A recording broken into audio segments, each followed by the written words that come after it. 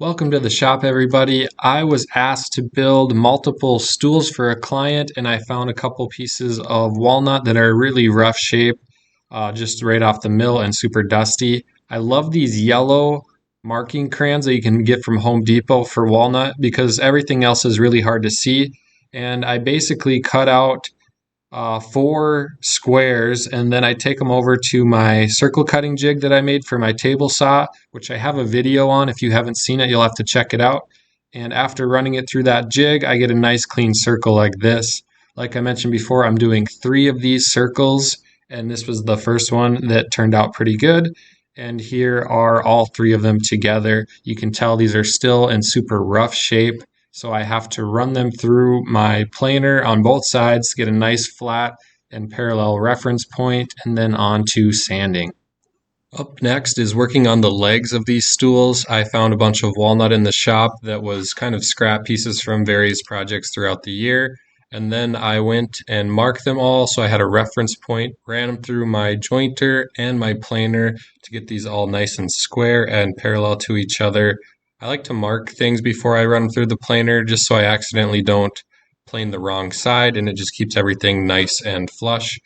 Next up, I'm cutting out these legs on a 10-degree miter. I put a stop block that had a 10-degree cut on it as well to help me get a perfect reference point and allow me to repeat this cut multiple times. As I said before, I'm making 3 of these stools, and each of these stools has 4 legs, so I didn't want to have legs of various different sizes. This helps make things perfect so that everything sits nice and flat when you're finished.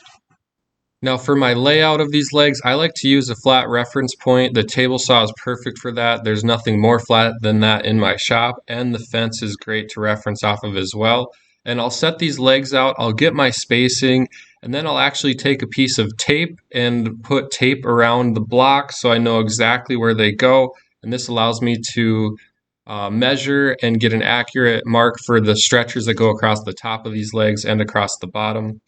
I also, once I determined what height I wanted these off the ground, I cut a little stop block here that you saw earlier, and that's just a reference so I know where this cross stretcher is going to go so I can cut it to the perfect size. Now these stretchers are cut at the same 10-degree bevel or miter, but this time they're in a trapezoid shape instead of those angles being parallel to each other. They're in a trapezoid, and that's just because these legs taper outwards, and this is the only way to do it so that everything sits nice and flush when you're finished.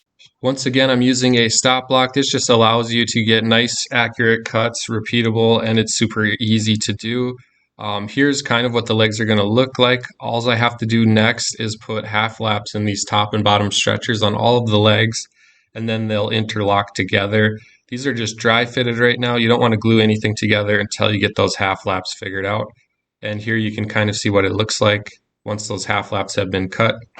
I actually used my table saw with a table saw sled to cut these mortises for the half laps. I didn't put my dado blade in it. I just used a single blade and then hogged everything out with a chisel. I'm just too lazy to swap out the blades, and for small cuts like this, I don't think it's really necessary. So here we have it. This is how the legs are going to look. These are just dry fit together with dominoes, no glue yet. And then I cut a bunch of these clamping blocks, and these are cut at a 10-degree miter on one side and a 90-degree miter on the other. And these allow you to get even clamping pressure, and these are a must-have for unorthodox legs like these ones are.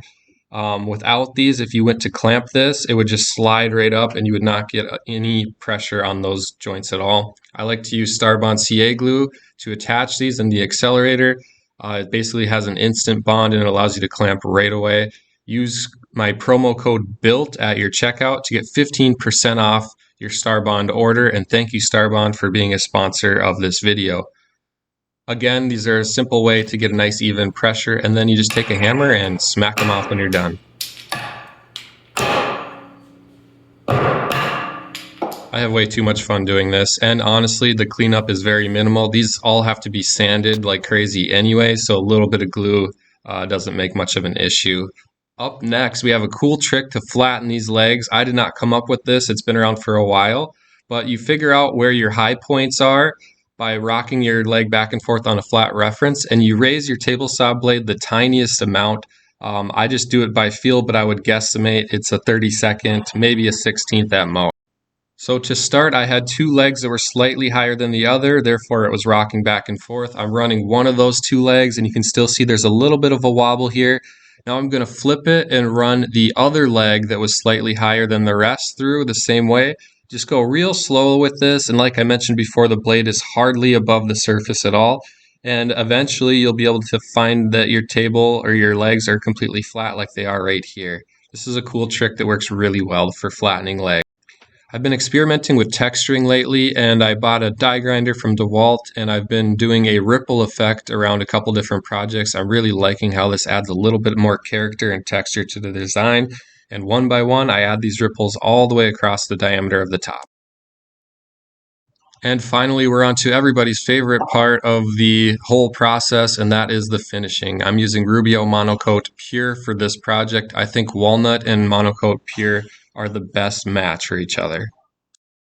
Rubio doesn't sponsor me in any way, but I just love their product and I use it all the time. Now would be a great time to like and subscribe if you've been enjoying this content. All right, now it's time to attach the top to the base, and what I have done is recessed a bunch of holes with my Festool domino. You could use a biscuit jointer, you could use a router with an edge guide. The Festool just works the quickest for me. And then I buy these Z-clips in bulk, and they just slide right into this pocket here. And then you pre-drill, very important that you pre-drill and sink these in nice and tight. Now, with unorthodox furniture like this, I go around and check the spacing, and we are at about 2 1/4 all the way around. And I just go around and check a couple times to make sure we're sitting pretty close to that 2 1/4 mark. And this one is good where it's at.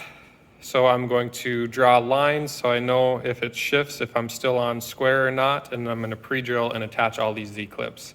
And the purpose of these Z-clips is they allow this wood to move back and forth and in and out, but they hold it tight to the top. So it allows for seasonal wood movement, all while keeping everything nice and tight to the top. And here's a couple photos of the stools completely finished. I love how these turned out. They're simple but so beautiful. This walnut just looks so good with that Rubio Monocoat Pure on it. And then after they've been delivered, this is what they look like in their forever home. Thanks for watching, guys.